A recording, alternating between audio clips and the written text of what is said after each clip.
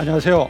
지난 시간에 이어 대한민국 최고의 강연 최강 1교시에서 강연을 맡은 교육학자 신종호입니다. 지난 강연에는 디지털 시대의 문해력을 우리가 어떻게 규정할 수 있는지, 왜 미래 핵심 역량으로 중요한지에 대해 살펴봤는데요. 문해력의 중요한 기반인 독서와 점차 멀어지고 있는 우리 청소년들, 지금의 문해력의 위기를 어떻게 우리가 해결할 수 있을까요? 이번 시간에는 문해력의 위기, 어떻게 대처할 것인지에 대해 함께 이야기해보고자 합니다. 그래서 오늘 강연 주제는 문해력, 어떻게 키울 수 있나 입니다.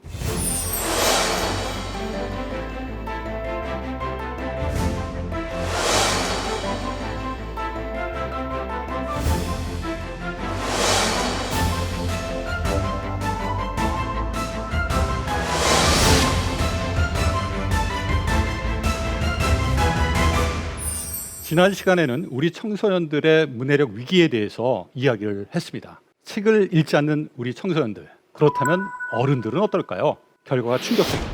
우리 학생들 중에 최소 1년에 한 권 이상 책을 읽는 비율은 90%가 넘습니다. 그렇다면 어른들은 어떨까요? 47.5%입니다. 이 이야기는 문해력의 위기를 넘어서 문해력 교육의 위기를 이야기한다고 생각을 합니다. 우리 청소년들 독서 실태에 대해서 먼저 좀 이야기를 해보죠. 최근의 추세들을 보면 종이책을 읽는 비율은 점차 줄어들고 있는 것을 볼 수가 있습니다. 특히 성인, 어른들의 종이책 독서 비율은 현저하게 떨어지고 있는 것을 볼 수가 있는데요. 반면에 전자책을 읽는 비율은 상당히 증가하고 있습니다. 대체적으로 50% 정도의 청소년들이 전자책을 읽는다고 합니다. 그럼 여기서 우리가 생각해 볼 중요한 질문이 있습니다. 종이책을 읽는 거하고 전자책을 읽는 거하고 차이가 있을까요? 여러분들의 생각은 어떠십니까? 실제 종이책을 읽는 학생들이 전자책을 읽는 학생보다 읽기 소양 점수에서 더 높은 성취 결과를 보였다고 합니다. 또한 독서 활동에 대한 즐거움에 있어서도 종이책을 읽는 학생들이 전자책을 읽는 학생보다 더 즐거움을 높게 보고하고 있다고 합니다. 책을 읽는 시간도 보면 대체로 종이책을 읽는 학생들이 전자책을 읽는 학생들보다 1시간 정도 매주 더 많은 독서 시간을 보내고 있는 것으로 확인이 되고 있는데요. 왜 그럴까요? 많은 이유가 있을 수 있습니다. 일단은 종이책이 더 친숙한 것 같아요. 우리 성인들도 전자책 보는 것을 상당히 불편해하는 분들이 있습니다. 왜냐하면 지금까지 종이책을 보아왔고 이 종이책이 너무 친숙하다 보니까 아무래도 전자책보다는 종이책을 더 많이 읽게 되고 종이책을 더 많이 읽는 사람이 더 많은 시간을 보내니까 학생들의 경우에 읽기 소양 점수도 높고 자꾸 뭔가 하면 더 많이 하면 즐거워지거든요. 그러니까 즐거움에 대한 보고도 더 높게 나타나는 것이 아닌가 생각을 해봅니다. 여기서 한 가지 조사는 안 됐지만 오디오북은 어떨까에 대해서 생각해 볼 필요가 있습니다. 여러분들 중에서도 운전하면서 오디오북 듣는 분들 많이 있습니다. 효과적일까요? 거의 효과를 못 느낄 겁니다. 듣긴 들었는데 무슨 내용을 들었는지 기억하기가 어려운 것이 현실입니다. 뭔가 하면서 오디오북을 듣는 거, 이것은 상당히 내용을 파악하고 처리하는 데 있어서 심리적 중압감, 부담감을 증가시키기 때문에 사실 내용을 깊이 있게 생각하는 것을 떠나서 내용이 무엇인지를 파악하는 것조차도 어려운 결과를 초래한다고 볼 수가 있는 거죠. 실제 오디오북을 듣고 난 다음에 그 내용들을 정리해서 이야기해 보세요 라고 이야기를 하면 중요한 내용들을 상당 부분 빠뜨리는 경우가 많습니다. 이 오디오북 그러면 듣지 말아야 될까요? 그렇진 않아요. 사실 오디오북을 듣는 이유는 내가 글을 읽으면서 또 소리 내면서 글을 읽는 동안에 갖게 되는 심적 부담감을 상대적으로 덜 수 있기 때문에 오디오북을 우리가 듣는 거거든요. 또 시간도 절약하기 위한 목적으로 오디오북을 듣습니다. 하지만 오디오북을 듣는 것이 효과적이어야 하지 않겠습니까? 그럼 어떻게 효과적으로 오디오북을 활용할 수 있을까요? 일단 저는 오디오북을 듣는 경우에 그냥 오디오북만 듣지 않습니다. 텍스트를 앞에다 놓고 텍스트를 보면서 같이 귀로 듣습니다. 그렇게 되면 훨씬 내용을 파악하는 것도 쉽고 읽는 부담도 상대적으로 줄어들어요. 또 오디오북만 듣는다라고 했을 때에도 어떤 활동이 반드시 전제되어야 하냐면 오디오북에서 이야기하고자 하는 내용을 또 이야기하고 있는 내용을 내 머릿속에 그 의미를 만들어내야 됩니다. 그냥 가만히 듣고 흘리는 게 아니라 들은 것을 의미 구성을 해놓고 그 다음에 다음 내용으로 넘어갈 수 있게, 즉 오디오북에서 이야기한 내용을 동시에 처리할 수 있는, 의미를 파악할 수 있는 활동을 전개해야지만 오디오북 듣는 것이 효과적일 수 있는 것이죠. 그렇지 않다면 오디오북은 오히려 시간을 낭비하는 독서법이 될 수 있습니다. 우리 청소년들 독서를 하는 비율, 1년에 책 한 권 이상 읽는 학생들의 비율은 90%가 넘게 확인이 되고 있습니다. 하지만 많은 장애 요인이 있다라고 우리 학생들이 이야기를 하고 있는데요. 가장 큰 요인은 전 시간에도 이야기한 것처럼 바로 스마트폰, 디지털 기기입니다. 이 스마트폰, 디지털 기기하고 보내는 시간이 너무 즐거운 거예요.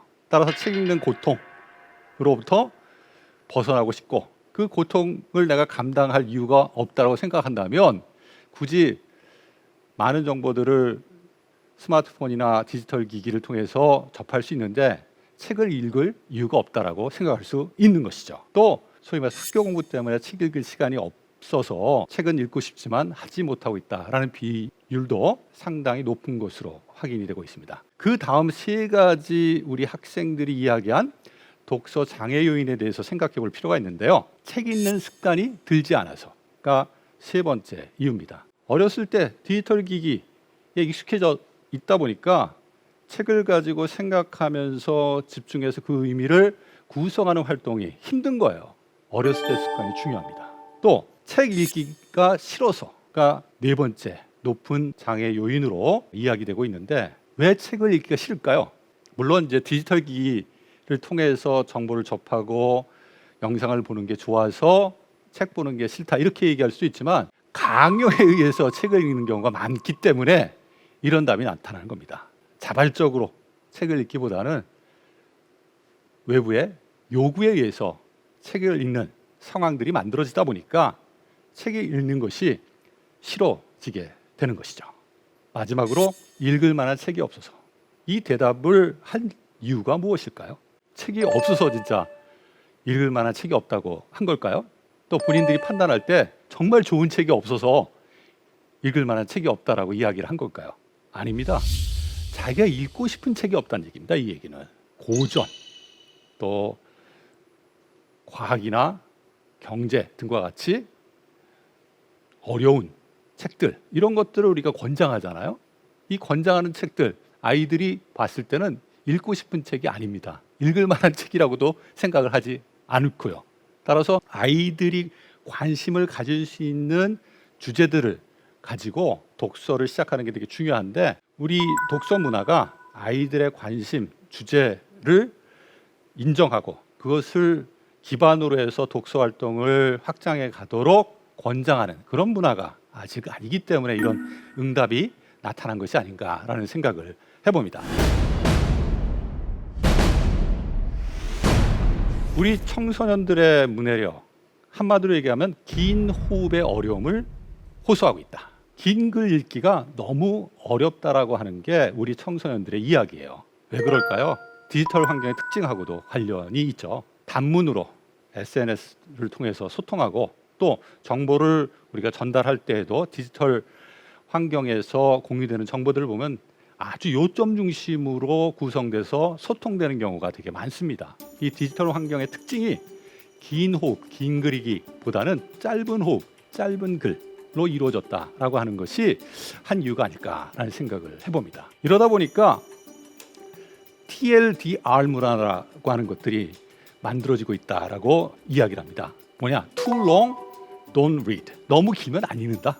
뭐든지 짧게 우리가 이메일을 보낼 때에도 길게 이메일을 자세하게 쓰잖아요. 사람들이 안 열어봅니다. 짧게 요점만 제시를 해줘야지 읽고 답장하는 경우가 현재 있거든요. 이처럼 이 긴 것에 대한 어떤 그 심적 부담감, 거부감, 이런 것들이 문화적으로 만들어지고 있지 않나라는 생각이 듭니다. 그런 이유 중에 하나가 사실은 정보 전달의 효율성을 추구하는 그런 현실이 그 밑바탕에 있지 않나라는 생각을 해요. 어떤 정보를 빨리 효율적으로 내가 파악할 수 있도록 하는 게 더 나은 거다. 그러려면 길게 정보를 전달하고 공유하는 것은 의미가 없는 것이죠. 효율적으로 의사소통하기 위해서는 짧게 뭐든지 간략하게 만들어서 공유하는 게 더 좋다라는 그런 생각을 가질 수밖에 없게 되는 겁니다.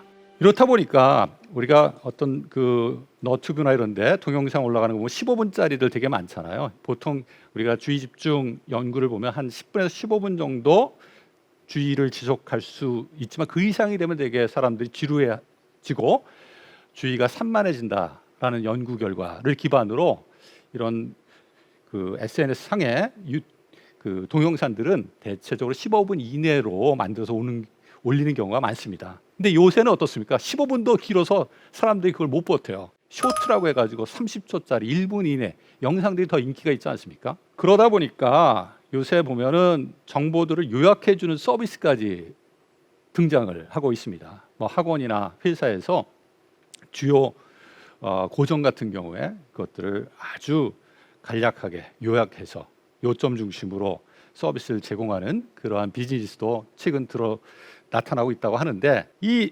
남들이 긴 내용을 정리해서 주면 그걸 효율적으로 정보를 소화하고 나의 것으로 만드는데 도움이 되는 것이 아니야? 이렇게 반문하시는 분들이 있을 수 있어요. 남이 정리해 준 것을 알아도 되지 않나? 라고 하는 생각인 것이죠. 근데 그렇지 않습니다.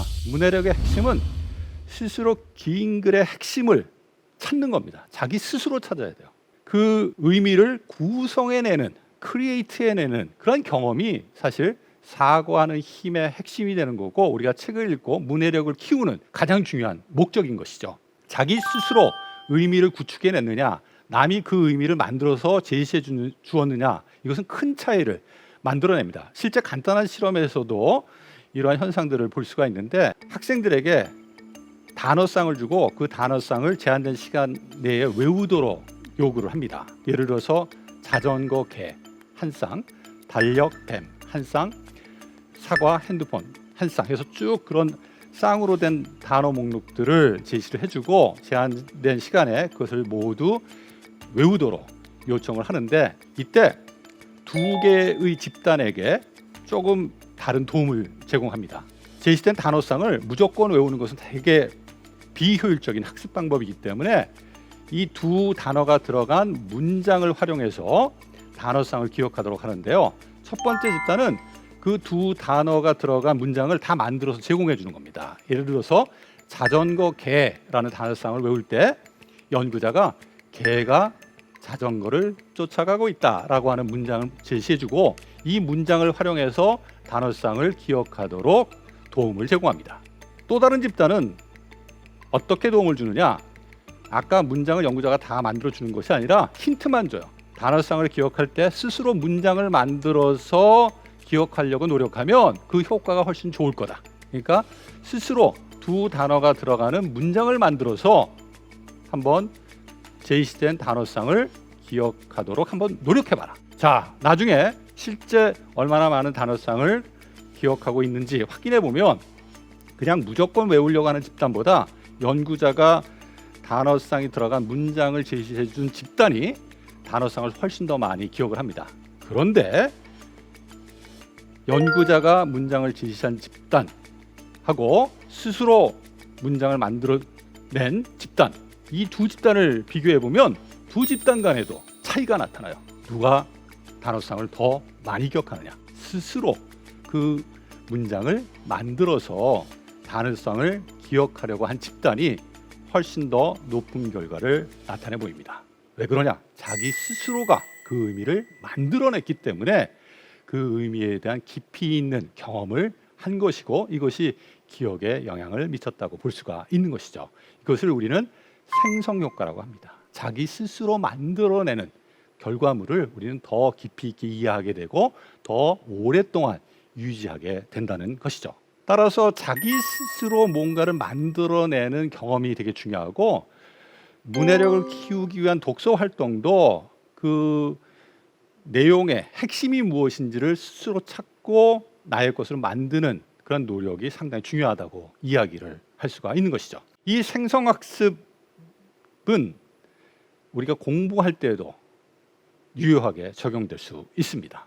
우리가 공부할 때 보통 어떤 방법으로 공부를 하나요? 책을 읽고 중요한 부분에 밑줄 긋기 활동을 대부분 하면서 공부를 합니다. 근데 이거는 적극적인 의미를 생성하는 활동은 아니에요. 남이 제시한 의미를 찾아서 거기다 밑줄을 긋는 거기 때문에 되게 소극적인 활동이라고 할 수 있어요. 조금 적극적인 활동으로 학습 활동을 변화시킨다면 어떻게 할 수 있을까요? 단순히 밑줄을 긋는 게 아니라 자기만의 생각, 자기만의 용어로 지금까지 내가 본 내용들을 정리하는 겁니다. 핵심 정리를 나의 용어로 해보는 거예요. 그러면 단순히 밑줄을 걷을 때보다 훨씬 더 내용에 대한 이해와 기억을 잘할 수 있어요. 왜 그러냐? 내가 직접 만들어 봤기 때문에 그런 것이다라고 할 수가 있는 거죠. 이 생성 효과, 생성 학습은 동영상 강의 학습에도 적용할 수 있어요. 요새 코로나19 이후에 동영상을 통해서 학습하는 것이 되게 일반화되고 있습니다. 근데 동영상 통해서 공부하고 난 다음에 학생들에게 너 지금 학습한 내용 잘 이해했어? 얼마나 중요한 내용 잘 기억할 수 있어? 이렇게 물어보면 기억이 잘 안 나요. 무슨 내용인지 이해하기가 좀 어려웠어요. 이렇게 얘기하는 경우가 많습니다. 그리고 실제 그 동영상 강의 내용 저 다 잘 이해했어요 라고 이야기하는 친구에게도 구체적으로 질문을 하나하나 하면 그 질문에 대답을 못하는 경우가 많습니다. 소위 말하는 지식 착각을 경험하는 사례라고 볼 수가 있는데요. 이 동영상 학습도 좀 더 효과적으로 하려면 이런 생성 학습 활동을 접목을 시켜야 됩니다. 이 동영상 학습이라고 하는 건 뭡니까? 남이 만들어준 정보를 내가 수동적으로 받아들이는 학습이잖아요. 그 학습만 해서는 학습의 효과가 높을 수 없다는 거예요. 자기도 그 의미를 만들어내는 활동을 같이 수행을 해야 한다는 것입니다. 따라서 동영상 학습을 하기 전, 후에 학생들이 스스로 의미를 경험하는 활동들을 해보는 게 동영상 학습의 효과를 증가시키는데 상당히 중요할 수 있습니다. 그러면 동영상 학습하기 전에 어떤 활동을 하면 좋으냐? 제가 제일 많이 권장하고 하는 것은 교과서를 많이 읽는 거예요. 교과서를 쭉 읽으면서 교과서 단원에 있는 내용이 무엇인지 스스로 파악하는 활동을 먼저 해보는 게 중요합니다. 그리고 난 다음에 동영상을 봐야 돼요. 그리고 교과서 내용을 읽을 때에도 아까 말씀드린 것처럼 밑줄 긋기만 하지 말고 잘 이해가 안 되는 부분은 질문의 형태로 자기가 정리를 해놓고 동영상을 들으면서 그 질문에 대해서 하나씩 답해가는 그러한 적극적인 활동을 해야 됩니다. 그래야지 효과가 있어요. 그 다음에 동영상을 듣고 난 다음에도 우리가 자기 스스로 의미를 한번 만들어보고 확인하는 활동을 하는 게 좋은데요. 이때 활용할 수 있는 게 바로 문제입니다. 문제를 쭉 놓고 풀어가면서 교과서에서 읽었던 거, 동영상에서 들었던 거를 확인하면서 내가 무엇을 알고 있는지 모르고 있는지 다시 한번 점검을 하게 되면 학습의 효과는 2배, 3배 높아질 수 있는 거죠. 이게 소위 말하는 메타인지 학습법일 수도 있습니다. 이처럼 아이가 공부하는 과정에서도 적극적으로 의미 생성 경험들을 우리가 할 수 있게 도와준다면 학습의 효과는 커질 수 있다라고 말씀을 드릴 수가 있습니다. 구체적으로 문해력을 어떻게 키울 것이냐 방법에 대한 이야기를 하기 전에 더 좀 먼저 이야기할 내용이 있습니다. 바로 문해력 환경입니다. 즉 문해력을 키울 수 있는 환경이 잘 만들어졌느냐 그렇지 않느냐가 먼저 확인돼야 될 중요한 사항이라고 하는 거죠. 이 문해력 환경이라고 하는 것은 크게 두 가지 측면에서 우리가 살펴봐야 됩니다. 물리적 환경뿐만 아니라 심리적 환경을 우리가 점검할 필요가 있다. 물리적 환경은 그거죠. 디지털 기관 주변에 너무 많으면 아이들이 책을 접할 기회가 줄어들게 되고 따라서 문해력을 발달시킬 수 있는 기회가 물리적으로 제한될 수 있다. 그런 의미라고 본다면 심리적 환경은 어떻습니까? 바로 내가 책을 읽는 것에 대해서 긍정적으로 생각할 수 있는 환경이 만들어졌느냐 그렇지 않느냐의 의미를 다질 수 있는데 가장 중요한 게 뭐냐? 바로 부모님입니다. 우리 부모님이 책을 전혀 읽지 않는다라고 한다면 우리 아이들에게 주는 메시지는 뭘까요? 책은 읽지 않아도 되는 것. 그렇다면 우리 학생들의 문해력 환경 어떨까요? 특히 이제 문해력 환경과 관련해서 우리 가정의 환경이 되게 중요한데요. 우리 아이들이 문해력 환경과 관련해서 무엇을 바라는지를 조사한 결과를 보면 되게 재밌습니다. 먼저 우리 부모님에게 바라는 것들을 보면 독서를 강요하지 않았으면 좋겠다라는 게 제일 많아요. 아까 독서가 싫다, 왜 싫으냐, 강요하기 때문에 그렇다라고 말씀드렸는데, 강요하는 환경, 심적 환경이죠. 이것은 결코 우리 아이들의 독서, 문해와 관련된 긍정적인 습관, 태도를 키우는데 도움이 되지 않습니다. 또 부모님들에게 바라는 것들 보면 도서관이나 서점을 좀 같이 갔으면 좋겠다, 이런 얘기를 많이 해요. 보통 도서관 가고 책 사러 서점에 보낼 때 아이만 보내는 경우가 많기 때문에 이런 일이 발생하는 것 같습니다. 그리고 함께 책 읽는 시간이 많았으면 좋겠고, 대화도 많이 했으면 좋겠다. 그리고 더 중요한 거, 우리 부모님 책 읽는 모습을 좀 보고 싶다. 저도 이 결과를 보고 뜨끔했습니다. 전 뭐 책 읽는 모습을 보여주긴 하지만 집에서 또 영상 많이 보거든요. 이 시간을 좀 줄여야겠다, 이런 생각을 좀 했는데, 우리 아이들이 지각하는 문해력 환경인 것이죠.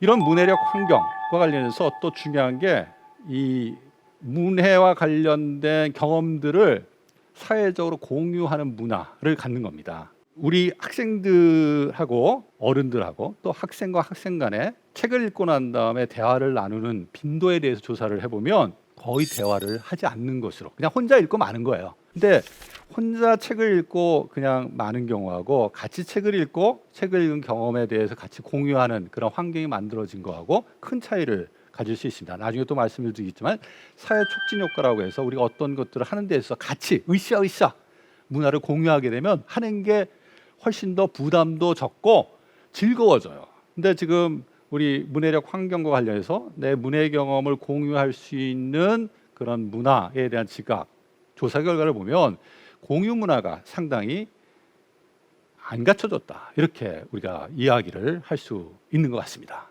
학교는 어떨까요? 이 학교의 그 문해력 환경도 되게 중요한데요. 보통 아침 독서라고 해서 학생들이 등교를 하면 책을 읽는 시간들을 많은 학교에서 운영을 해왔습니다. 근데 그 비율이 점점 줄어들고 있어요. 옛날에는 한 70%의 학교가 아침 독서 시간을 운영을 했는데, 2021년 작년을 기준으로 봤을 때 이게 반토막 났습니다. 30.3%.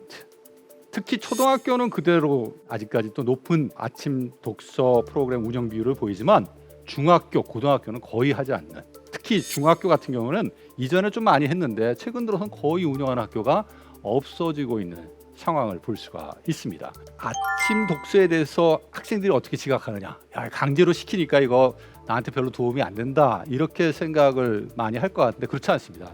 학교 와서 책 읽는 시간을 갖는 게 너무 좋다라고 하는 비율이 50%가 넘어가요. 최근 2021년 조사 결과를 보면 60%가 넘습니다. 아이들이 책을 읽을 수 있는 시간, 그런 환경들을 갖고 싶어 한다는 이야기인 거죠. 이 문해력 환경을 우리가 갖춰주는 것은 구체적인 문해력을 키우기 위한 방법이 효과적으로 전달되기 위한 중요한 시발점이다, 전제다, 이렇게 보아야 할 것입니다. 그렇다면 문해력을 우리가 어떻게 키울 수 있느냐에 대해서 생각을 좀 해볼 필요가 있는데요. 첫 번째 많이 저한테 질문하는 이야기 중에 하나가, 소리 내어 책을 읽으면 문해력에 도움이 되나요? 라는 질문입니다. 도움이 됩니다. 왜 그럴까요? 천천히 생각하면서 글을 읽을 시간을 갖기 때문에 도움이 돼요. 사실 천천히 생각하면서 글을 읽는다면 굳이 뭐 소리 내서 책을 읽을 필요는 없겠죠. 하지만 우리가 눈으로 볼 때는 빨리빨리 쭉쭉 넘어가는 경우가 있거든요. 이렇게 되면 깊이 있게 책의 내용을 생각하는 시간을 갖지 못하기 때문에 문해력, 사고하는 힘을 키우는 데 있어서는 제한적일 수밖에 없는 것이죠. 이 소리내어 책 읽기 방법과 관련해서 또 하나 질문이 뭐냐면, 이거는 유치원, 초등학교 저학년 아이에게만 필요한 방법 아닌가요? 이런 질문들이 있어요. 근데 아닙니다. 저 같은 어른들에게도 필요한 전략이 될 수 있어요. 왜냐? 아까 말씀드렸던 내용과 똑같아요. 생각하면서 읽을 수 있는 시간적 여유를 갖다 주기 때문에 그래요. 우리가 생각의 속도라고 하는 게 있거든요. 내가 어떤 내용을 처리할 수 있는 속도 이상으로 책을 빨리 보게 되면 절대 책의 내용을 소화할 수가 없습니다. 천천히 책을 읽는 데 있어서 하나하나 짚어가면서 책을 보는 것, 소리 내서 그 내용을 다시 한번 더 지각해 보는 것, 이런 거는 생각할 시간을, 또 그 생각을 하면서 그 의미를 좀 더 깊이 있게 만들 시간을 만들어주기 때문에 어른들에게 있어서도 효과적일 수 있는 거죠. 따라서 속도, 이게 중요할까요? 저는 그렇지 않다고 생각합니다. 속도는 옛날에 많은 정보를 빠른 시간에 획득하기 위한 방법으로 많이 사람들이 이야기를 했는데, 많은 정보를 단순히 획득한다는 게 무슨 의미가 있습니까? 요새 포털에 가서 찾으면 그런 일반 지식들은 다 있지 않습니까? 책을 읽는 이유는 지식, 정보를 획득하려고 하는 것이 아니라 그 지식 정보를 소재로 해서 생각하는 경험을 만들기 위해서 책을 읽는 거기 때문에 속독 절대 해서는 안 된다. 저는 그렇게 생각합니다. 두 번째 이야기는 같은 책을 반복하여 읽는 거, 이거 꼭 필요할까요? 라는 질문입니다. 사실 한 번 읽으면 되지 않느냐라는 생각을 많이 사람들이 갖고 계세요. 근데 그렇지 않습니다. 한 번 읽으면 그 내용 다 파악할 수 있을까요? 저도 못합니다. 저는 그래서 책을 읽을 때 한 번 다 보고 일정 시간이 지난 다음에 다시 봐요. 왜 일정 시간이 지난 다음에 다시 보냐면, 약간 시간 간격을 두고 다시 보게 되면 다시 볼 때의 의미에 대한 처리 경험이 훨씬 더 깊어져요. 이게 간격 효과라고 하는데, 그 간격 효과를 이용해서 반복해서 읽을 때도 약간의 시간 간격을 두고 합니다. 우리가 영화도 한 번 보면 다 알 수 있나요? 한 번 보고 영화 스토리 쭉 머릿속에 떠올려 한번 보세요. 잘 생각이 안 납니다. 전반적인 것만 알지 구체적 내용이 전반적인 스토리와 어떻게 연관되어 있는지 파악하는 거는 한 번 본다고 되지 않아요. 책은 더욱이나 더 그렇습니다. 반복해서 보는 게 중요해요. 언제까지 반복해야 되느냐? 책 읽고 난 다음에 내가 눈 감고 주요 내용을 한번 생각해 보세요. 그 주요 내용이 머릿속에 딱딱딱 떠오를 때까지는 반복해서 봐야 됩니다. 신문기사도 내가 신문기사 보고 어디 가서 누구한테 얘기하려고 할 때 딱 읽고 난 다음에 다 기억할 것 같죠? 근데 막상 가서 얘기하려면 생각이 안 나요. 반복해서 읽지 않았기 때문에 그래요. 한번 다시 보고 자기가 이야기할 걸 짚어보고 하는 반복 읽기를 하는 것이 생각의 깊이와 기억의 효과를 높일 수가 있는 거죠. 또 반복해서 읽으면 좋은 게 있어요. 생각의 깊이도 훨씬 더 깊어지지만 그 책에 대한 흥미가 더 높아져요. 더 신식해지고 읽을 때마다 새로움을 주고, 그러니까 그 책에 대한 관심, 흥미, 이것이 높아질 수밖에 없죠. 그리고 자꾸 읽게 되면 그 내용들을 살아있는 나의 생각으로 변환시키기 때문에 활용 능력이 생겨요. 내 것이 완전히 되는 거죠. 그런 측면에서 봤을 때 반복해서 책을 읽는 것은 상당히 중요하다. 제가 읽은 책 중에 다시 반복해서 읽는 책, 정말 내가 감명 깊게 읽은 책은 별도의 책꽂이 칸에 책들을 모아놓습니다. 인생 책꽂이라고 해가지고 주제별로 쭉 책들이 되어 있지만, 어떤 칸은 제가 나중에 꼭 반복해서 읽고 싶은 책, 생각이 안 날 때 한 번씩 계속 꺼내서 그 내용이 무엇인지 확인해보고 싶은 책 칸을 별도로 만들어 놓습니다. 그럼 그거 보면 뿌듯해요. 이만큼의 책이 나의 인생에서 중요한 영향을 미친 책이구나. 그 책의 권수가 하나씩 늘어나면 그 책의 권수만큼 저의 생각도 그만큼 넓어지는 거거든요. 제 인생의 의미도 깊어지는 거고, 그런 걸 보면서 나름대로 저 자신에게 보상을 주기도 하는데, 이런 반복 읽기라고 하는 것은 상당히 중요한 의미를 갖는다라고 생각을 합니다. 그다음에 세 번째 이야기는 다양한 분야의 책을 읽어야 되는 것이 아닌가요? 많이 읽어야 되는 것이 아닌가요? 물론 이제 다양한 주제에 대해서 책을 읽고 하는 것이 되게 중요합니다. 특히 이제 창의적 사고와 관련해서 다양한 주제, 개념들을 알고 있으면 그 다양한 주제들을 연결할 수 있는 소재들이 많아지는 거기 때문에 창의적 사고 능력들은 향상될 수밖에 없어요. 근데 어느 한 가지에 대해서 관심을 갖고 아이가 책을 읽는 거에 대해서 너무 걱정을 해서 이거 아이가 문제가 있는 거 아니냐, 독서, 소위 말해서 편식이 너무 심한 거 아니냐, 이런 걱정을 하시는 분들이 있는데, 그건 절대 걱정하시지 않으셔도 됩니다. 편식은 없습니다. 독서에서 편식은 없습니다. 자기가 좋아해서 몰입을 하고 있는 거지 편식하는 경우는 없다. 사람이 어느 한 주제에서 깊이 있게 경험을 하게 되면 그 경험은 확산돼요. 다른 주제로 그 관심의 그 영역들은 확장되는 그러한 효과를 가져옵니다. 따라서 우리 아이가 어느 한 주제에 대해서 너무 같은 책을 반복해서 읽는다에 대해서 걱정하시는 분들이 있는데, 그런 걱정 안 하셔도 됩니다. 오히려 강제로 막 야, 너 이 책도 읽어야 돼, 저 책도 읽어야 돼, 이렇게 요구하면 독서 자기가 좋아하는 것도 하지 않게 돼요. 아이들이 좋아하는 것을 가지고 독서를 시작하는 게 중요해요. 읽고 싶은 책, 내 수준에 맞는 책, 내가 알고 싶은 주제와 관련된 책, 이런 것들을 보는 것이 사실은 되게 독서와 관련된 긍정적 경험을 가져다 줍니다. 우리 청소년들의 독서 분야 선호도 조사 결과를 보면 소설을 제일 좋아해요. 그 다음에 오락과 관련된 것, 그 다음에 스포츠와 관련된 책들을 되게 좋아합니다. 그 책 자기가 재미있어 하니까 읽을 수 있도록 해주세요. 그 책에 대해서 재미를 가지고 읽게 되면 그 책 읽는 것에 대한 긍정적인 습관, 태도가 만들어져요. 특히 이제 깊이 있게 어느 한 주제를 파고 들어가면 책을 통해서 내가 성장하고 있다라고 하는 긍정적 경험을 하기 때문에 이후에도 그런 뭔가 몰입해서 깊이 있게 정보를 찾고 또 책을 읽고 그것을 나의 것으로 만드는 그런 좋은 습관들이 우리 아이들에게 만들어질 수 있습니다. 뭔가 한번 깊이 있게 경험해 보는 거 되게 중요합니다. 근데 깊이 있게 경험하는 시작은 뭐냐? 내가 알고 싶은 주제, 내 수준에 맞는 책이라고 할 수가 있기 때문에 아이가 좋아하는 그런 주제로부터 시작할 수 있게 하는 게 좋다. 그리고 이런 한 주제에 대해서 깊이 있는 이해를 하게 되면 아까 제가 말씀드린 것처럼 다양한 주제로 그 관심은 확장되어 간다. 그러니 걱정하지 않으셔도 된다라는 말씀을 드립니다. 실제 하루 10시간씩 어린 시절에 독서를 했는데 그 독서의 주 내용이 SF 판타지 소설인 사람이 있었다고 합니다. 우리가 다 아는 사람이에요. 너무너무 판타지 소설을 좋아해가지고 이 공상과 현실을 구분할 수 없을 정도였다고 하고 나중에 자기가 혁신을 추구하는 창의적 아이디어를 만들어내는데 어린 시절에 이 SF 소설, 판타지 소설의 경험이 큰 도움이 됐다라고 이야기한 사람이 있습니다. 누구일까요? 모르셨다고요?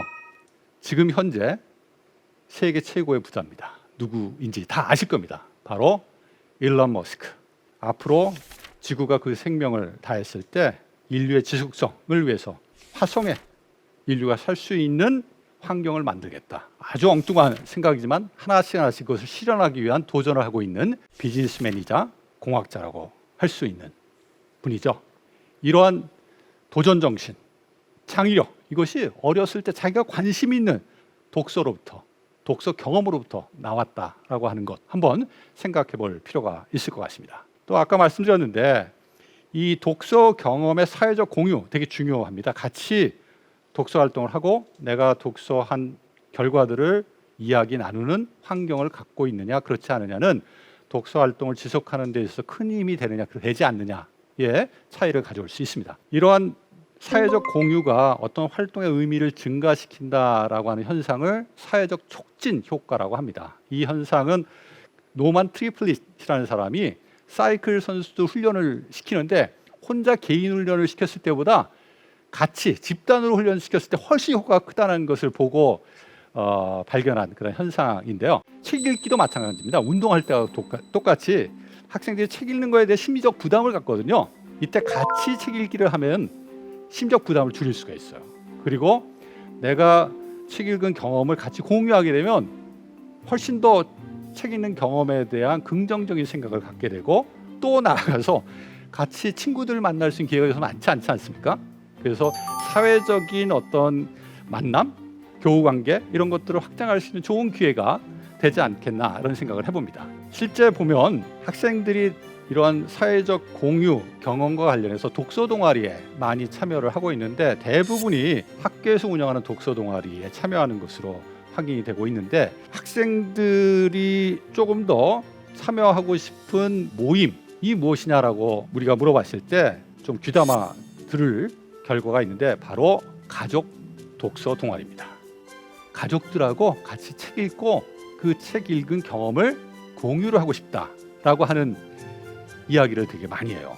근데 아까 우리 학생들의 부모에게 바라는 것의 교사 결과에서도 나온 것처럼 가정 내에서 독서에 대해서 같이 이야기할 수 있는 환경이 잘 갖춰지지 않은 것이 우리의 지금 현실이 아닌가라는 생각을 안타깝게 해보게 됩니다. 근데 학생들이 이런 같이 모여서 독서 경험을 나누는 그런 활동에 대해서 어떻게 생각하냐를 보면은 학교 동아리에 참여한 경우에 있어서도 그 동아리에 참여해서 다른 친구들하고 이야기를 나눈 경험은 상당히 도움이 됐다라고 하는 비율이 훨씬 높아요. 그리고 전혀 도움이 안 됐다라고 하는 비율은 아주 낮습니다. 이처럼 우리가 전반적으로 사회적인 어떤 환경에서 독서 활동을 긍정적으로 나눌 수 있는, 같이 할 수 있는 그런 그 모임들 이런 걸 활성화시키는 건 되게 중요하고 그 시작점이 우리 가정이 되면 좋겠다라는 생각을 해봅니다. 마지막으로 이 독서 활동의 중요한 목적 중에 하나인데 이 호기심에 대해서 좀 말씀을 드리겠습니다. 우리가 생각하는 힘을 키우기 위해서 독서를 한다. 이것이 문해력의 되게 중요한 핵심이 된다라는 말씀을 드렸는데 그것과 더불어 우리가 생각해야 될 중요한 미래 역량이 있어요. 바로 호기심이에요. 호기심. 이 호기심은 다양한 경험, 독서를 포함한 다양한 경험을 기반으로 해서 만들어지는 거예요. 우리가 알면 알수록 무엇이지? 이것은 왜 그렇지? 질문이 생기고 더 알고 싶은 마음이 생겨요. 베이컨은 아는 것이 힘이다라고 이야기를 했지만 저는 아는 것이 뭐라고 얘기하냐면 호기심의 원천이다. 많이 알게 되면 호기심이 생기고 호기심이 생기면 더 알려고 노력하기 때문에 지식이 더 많아지고 또 지식이 더 많아지면 또 그 지식을 바탕으로 더 많은 것을 알고 싶은 마음을 갖게 된다. 따라서 지식, 아는 것이 저는 호기심의 원천이고 호기심이 우리가 지적 성장의 또한 원천이 된다. 선순환적 구조에 있다라는 말씀을 드리고 싶습니다. 실제 우리가 어떤 책을 보면서 질문들을 많이 하게 되는데 그 질문 자체가 나의 호기심으로 연결되는 경우가 되게 많아요. 우리 아이의 경우에 고래에 대한 책을 어렸을 때 읽는데 저한테 그러더라고요. 고래는 포유동물인데 어떻게 물속에서 잠을 자지? 한번 그거 알아보자. 이게 고래에 대한 책을 읽다 보니까 궁금증이 생긴 거죠. 이 궁금증이 생기니까 한번 다른 책들을 통해서 그 궁금증을 해결하기 위한 노력을 하게 되고 그 과정을 통해서 고래에 대해서 더 잘 알게 되는 그리고 고래에 대한 호기심을 더 많이 갖게 되는 그러한 일들이 있었거든요. 제가 질문을 통해서 자기 성장의 원동력을 키워온 많은 사람들 중에 가장 많이 언급하는 분이 이어령 선생님이세요. 이분은 자기의 삶에 대해서 어떻게 정의를 하셨냐면 내 삶은 매일 물음표와 느낌표를 오고 갔다. 물음 느낌표가 내 삶을 성장시킨 원동력이었다. 물음표, 질문은 일종의 꽃의 씨앗에 해당한다면 느낌표는 식물의 꽃에 해당할 수 있다. 이런 이제 말씀을 하신 적이 있는데 항시 어떤 것들을 들을 때, 경험할 때, 책을 읽을 때 이분은 질문을 놓지 않았다고 합니다. 이 질문을 통해서 더 많은 것들을 찾아 읽고 또 깊이 있게 생각하고 그 질문에 대한 답을 스스로 만들어내는 그러한 일련의 과정을 통해서 정말 깊이 있는 나의 생각들을 만들어 왔고 이것이 문학평론가로서 지성인으로서 이어령을 만든 원천이었다라고 말씀을 하신 것을 제가 본 적이 있는데요. 이 2016년 기사에 보면 되게 재미있는 어렸을 때 에피소드가 있습니다. 이어령 선생이 한 대여섯 살쯤 됐을 때 그 위청 2살이 많은 형이 서당에 갈 나이가 됐다고 합니다. 근데 이어령 선생이 워낙 호기심이 많다 보니까 그 형이 이제 서당에 가게 되니까 그냥 이어령 선생도 같이 서당에 가서 공부를 하도록 했대요. 근데 서당에 간 첫날 쫓겨납니다. 그리고 훈장 선생님이 다시는 서당에 이어령 선생을 보내지 말라고 부모님에게 이야기를 하는 일이 발생을 합니다. 어떤 일이 실제 서당에서 있었을까요? 우리가 서당에 가면은 이제 천자문이라고 해서 기본적인 천자를 먼저 배우잖아요. 제일 먼저 배우는 게 뭡니까? 천지현황 아닙니까? 하늘은 검고 땅은 누렇다. 이렇게 이제 의미를 만들어서 네 글자를 학습하도록 하는데 이 첫 글자를 딱 듣고 난 다음에 이어령 선생이 손을 딱 들었어요. 이상하다. 왜 하늘이 검습니까? 하늘은 파란데요. 당황한 훈장님 뭐라고 말씀하셨을까요? 밤하늘을 봐라. 밤하늘은 어떻다고요? 검다. 자, 됐지? 다음으로 넘어갈게. 이어령 선생이 가만히 있었을까요? 가만히 있지 않았습니다. 그 답에 대해서 전혀 받아들일 수가 없었던 거죠. 뭐라고 말씀하셨느냐? 아니, 밤에 땅을 보면 땅도 검습니다. 그러면 땅도 검다고 얘기해야지 왜 땅은 누렇다고 얘기를 합니까? 진도가 안 나가는 거예요. 그러니까 훈장 선생님이 이어령 선생을 집으로 보내고 다시는 서당에 보내지 말라고 한 것이죠. 근데 실제 이 문제를 이분이 이제 40이 돼서 주역과 음양오행 공부를 하면서 풀어내요. 우리가 하늘은 동서남북 방위를 얘기할 때 북쪽을 얘기하고 북쪽을 색깔로 얘기할 때 현자로 얘기를 한다고 합니다. 물리적인 검음은 흑자로 우리가 한자로 표기를 하지만 상징적인 의미에서의 검다라고 하는 현자로 표현하는데 북녘하늘이라는 의미에서 이제 현자를 쓴다고 합니다. 그때서야 자기가 갖고 있었던 질문이 풀렸다. 이분은 자기가 가졌던 질문에서 한 번도 포기하지 않았고 그 질문을 끝까지 해결하는 방식으로 자기의 생각의 크기를 확장해 온 어떤 대표적인 지식인이라고 할 수가 있는 거죠. 사실 허준희 교수도 인터뷰에서 뭐라고 했느냐, 자기도 진도 빼기 힘들 정도로 질문이 많던 학생이었다. 자, 우리 학교에서 제2의 허준희 교수가 나올 수 있을까요? 저는 쉽지 않겠다라는 생각을 합니다. 학교에서 질문하면 뭐라고 합니까? 너 공부 제대로 안 해왔지? 너 스스로 네가 공부해서 그 문제 해결해.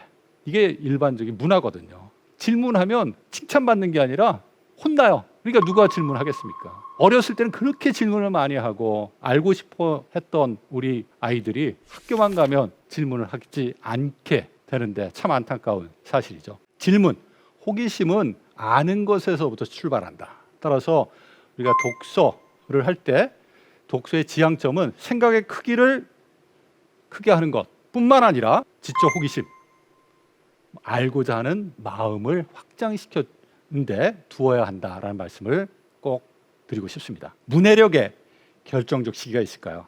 결정적 시기는 없습니다. 하지만 민감한 시기, 센서티브 피리어드라고 하는데 민감기라고 하는 건 있어요.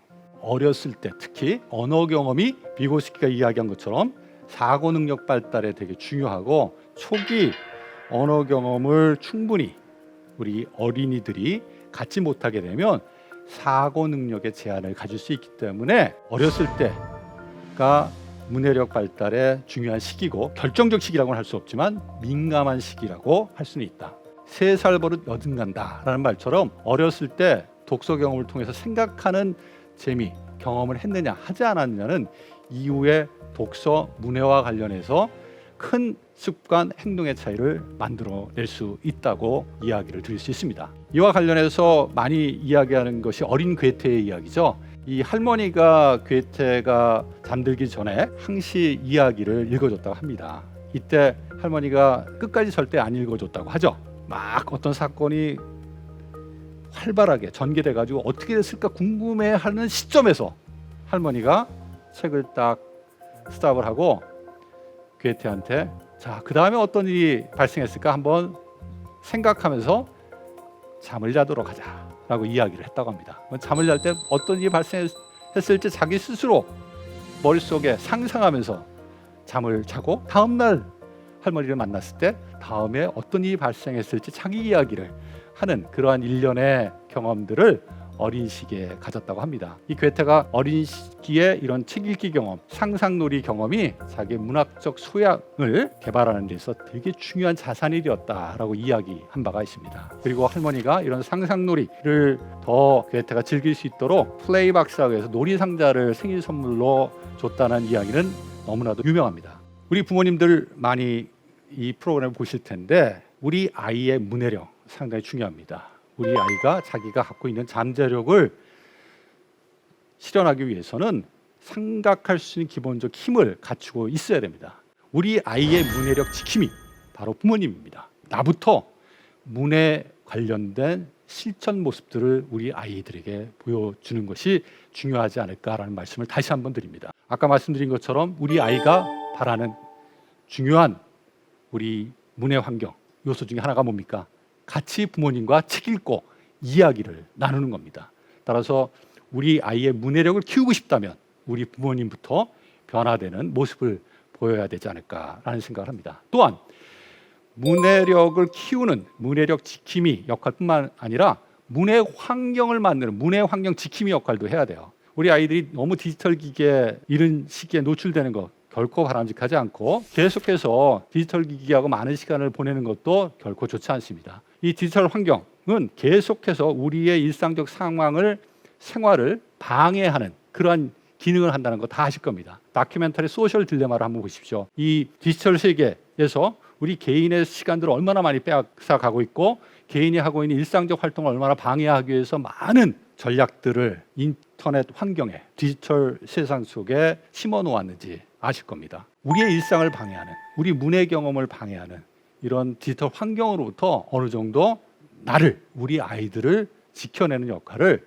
저는 우리 부모님들이 해주셔야 할 거라고 생각합니다. 적어도 문해 경험을 우리가 키워주기 위해서는 그런 디지털 환경이 없는 그런 환경 또는 일정 시간은 모든 디지털 기기하고 접촉을 끊은 상태에서 집중해서 책을 읽는, 책을 읽고 이야기를 나누는 그런 시간을 가지면 어떨까? 평범하지만 이 이야기를 드려봅니다.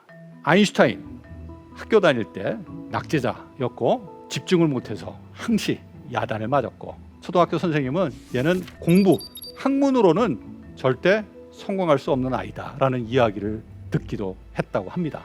학창 시절 이렇게 평가받았던 아인슈타인이 결국은 학문적으로 인정받는 세계적인 물리학자가 되지 않았습니까? 그 비결이 뭘까요? 바로 독서에 있습니다. 아인슈타인의 부모님은 아인슈타인이 좋아하는 독서 활동을 끝까지 지원하고 그 독서 경험들을 키워주기 위해서 항시 관심을 갖고 지원해준 부모님으로 유명합니다. 아이가 책을 좋아하기 때문에 책을 같이 읽을 수 있는 튜터를 만들어주고 그 튜터와 책을 읽고 이야기를 나누는 그런 시간을 통해서 생각하는 힘을 키워준 것이 결국 아인슈타인을 만들지 않았나라는 생각을 해봅니다. 긴 호흡으로 책을 읽기 어려워하는 우리 청소년들, 생각하는 능력을 점차 상실해가고 있는 안타까운 모습입니다. 문해력의 결정적 시기는 없지만 독서에 대한 긍정적 경험과 태도 그리고 습관을 가능한 한 어린 시기에 갖도록 하는 것은 문해력 발달에 매우 중요합니다. 이를 위해서는 문해력 환경이 중요하고 역할 모델로서 어른들의 생활 모습이 매우 중요합니다. 하지만 2022년 문화체육관광부의 조사 결과를 보면 1년에 책 한 권도 읽지 않는 성인들이 50% 이상이라고 합니다. 그리고 청소년들이 부모에게 바라는 것을 보면 독서를 강요하지 않고 같이 책을 보고 대화를 하는 것이라고 합니다. 문해력 지킴이로서 우리 부모들이 독서하는 모습을 보여주고 자녀가 올바른 독서 습관을 갖도록 함께 독서 활동을 지금부터 시작해야 합니다. 문해력은 세상을 보는 눈이다. 문해력의 부족은 변하는 세상을 이해하고 주도할 수 있는 생각의 힘이 부족하다는 것을 의미합니다. 한마디로 문해력은 세상을 보는 눈인 것이죠. 변하는 세상을 읽을 수 있는 사고의 눈이 없다면 옛 어른들이 글을 배우지 못해 경험했던 삶의 답답함을 미래 세대들도 경험할 수밖에 없습니다. 삶을 자유롭게 하는 미래 역량, 바로 문해력입니다. 지금까지 대한민국 최고의 강연 최강 1교시 교육학자 신종호입니다. 고맙습니다.